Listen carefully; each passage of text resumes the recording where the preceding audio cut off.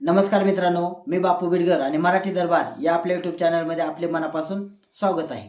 तर बघा, दिनांक 11 फेब्रुवारी 2026 रोजी राज्य शासनाने एक रेशन कार्ड संदर्भात म्हणजे शिधापत्रिका संदर्भात एक अत्यंत महत्त्वाचा असा निर्णय घेतलेला आहे।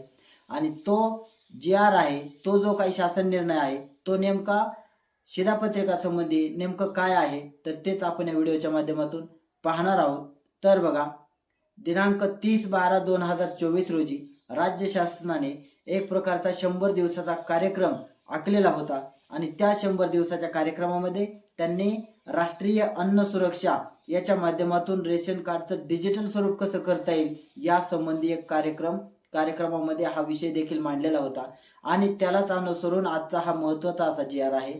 तर बघा, जुनं जे काय रेशन कार्ड होतं कागदी होतं आणि त्याच्यामध्ये त्याला सोबत न्यायला किंवा ते खिशामध्ये ठेवायला किंवा त्याला इतर ठिकाणी जर ते काय डॅमेज झालं तर तो एक मोठा धोका होता आणि त्याच्यामुळं कोणत्याही व्यक्तीला ते हाताळताना मोठ्या प्रमाणामध्ये अडचणी येत होत्या। आणि याचाच विचार करून राज्य शासनाने हे जे काय तुमचं शिधापत्रिक आहे ते आता त्याला डिजिटल स्वरूप म्हणजे QR कोड सहित डिजिटल कसं बनवायचं या संबंधी हा निर्णय घेतलेला आहे।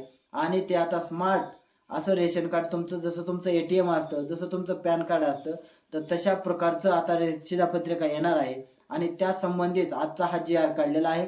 आणि यालाच बघा, दिनांक 21/11/2025 ला देखील या प्रस्तावाला मान्यता दिलेली होती उच्च अधिकार समितीसमोर आणि त्या संबंधित आजचा हा जी.आर. काढलेला आहे आणि या जी.आर.च्या माध्यमातून त्याला 48 कोटी रुपयांच्या निधीला मान्यता देखील दिलेली आहे।